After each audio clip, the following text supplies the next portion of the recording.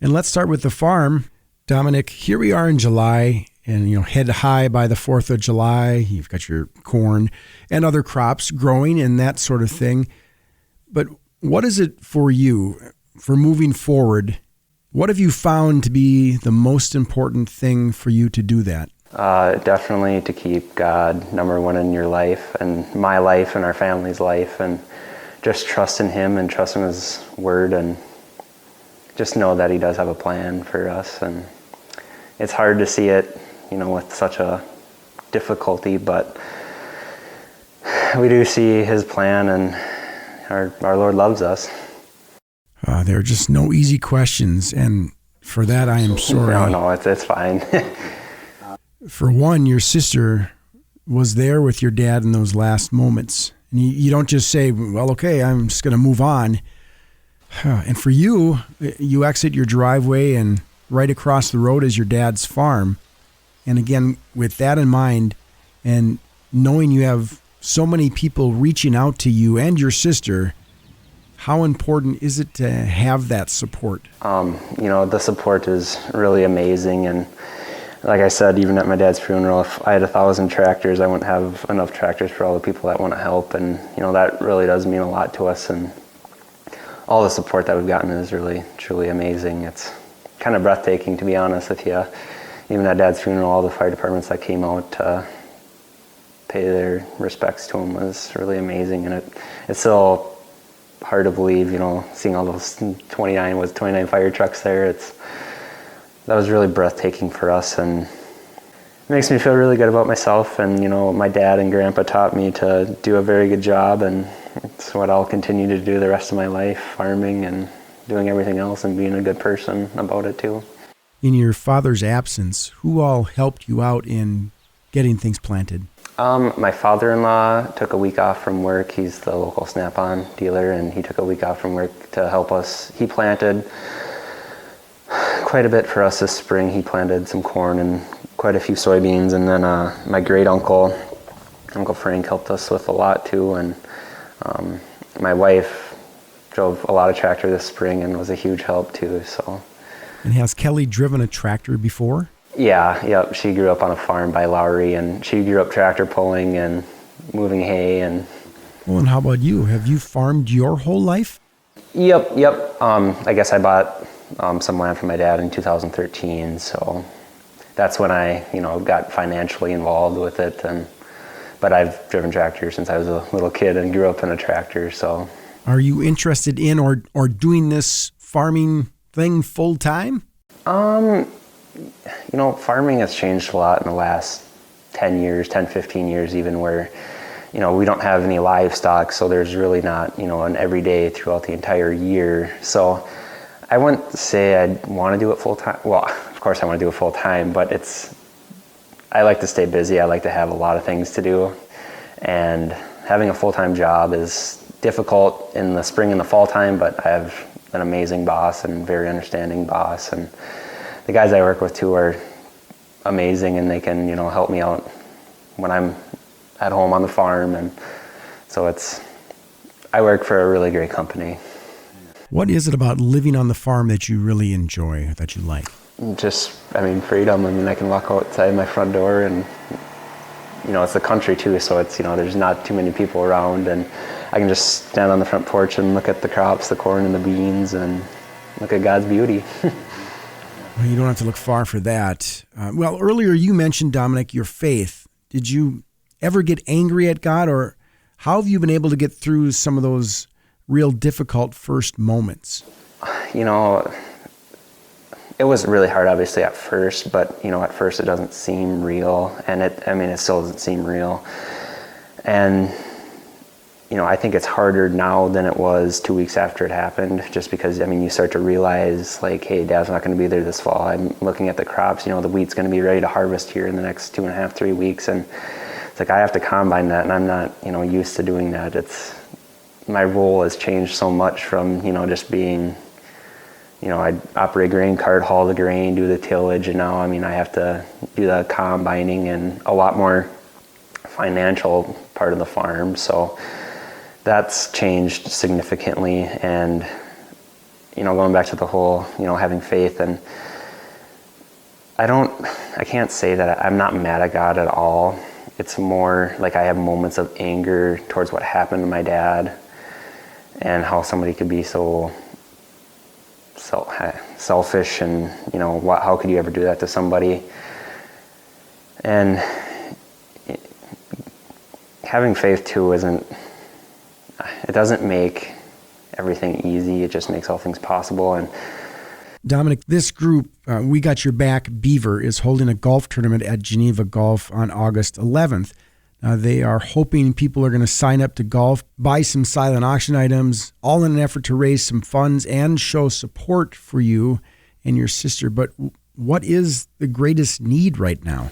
Since my dad is no longer with us, and, just because he's no longer with us doesn't mean there's still not, monthly bills and, the insurance for the farm, his equipment, his land, taxes. All that stuff just adds up so fast. And, the monthly payments that he had, keeping the power on at his place, and, all that stuff is expensive. And when there's no income there anymore, somebody's got to make it up somewhere. And it's a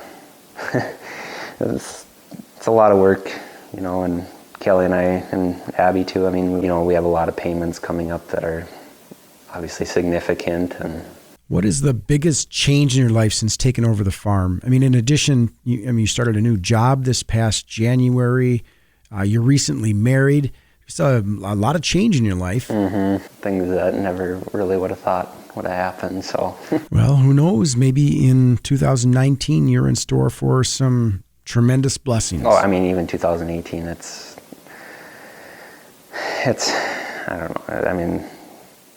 I don't know how to say it, but we have an amazing crop already looking so far this year, and the corn and the beans and the wheat all look amazing. So God just continues to bless us and take care of us, and God will pay us double for our troubles. So I know we want to focus a lot on the positives and moving forward, but there's still a lot of this tension because of what happened to your father. And are you concerned that any of that would escalate to violence or anything of that nature? I really don't think so, and I really hope not.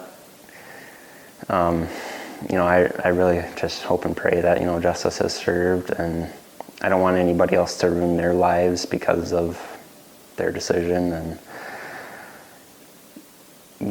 that's how I feel about that. I guess I hope nobody chooses to mess up their life. And there's the whole thing about hindsight.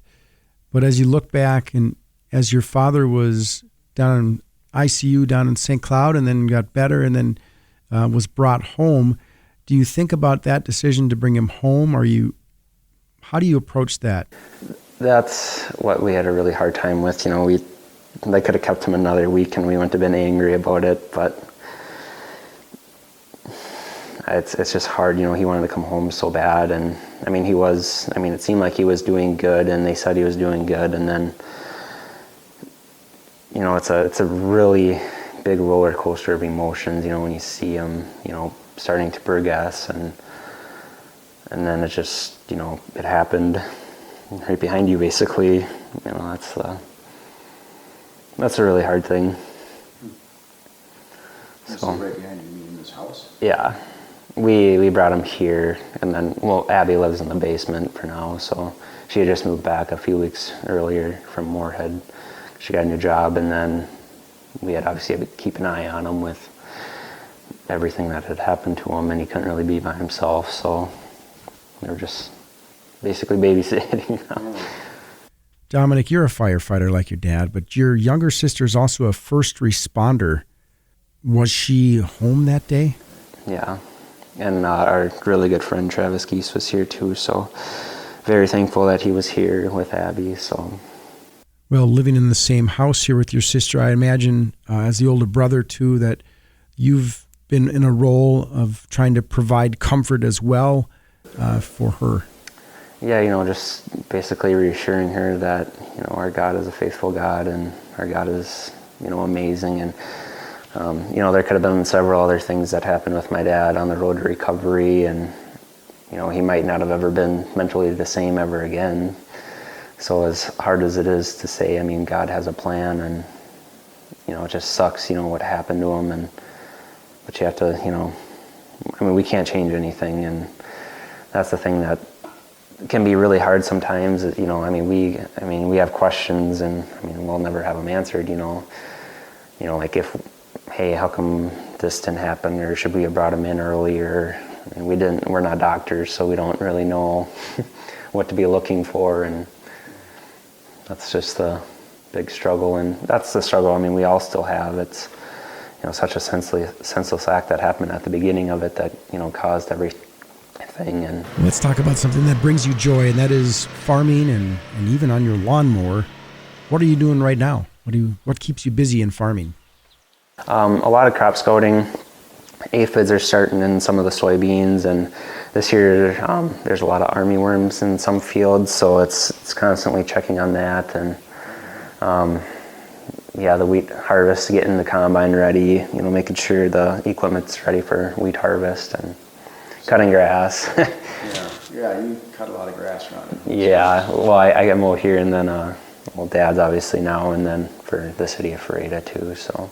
You mow for the city of Ferreta? Yep, it's the like the fire hall, the ball field, the park, and then a couple road ditches, and it's a lot.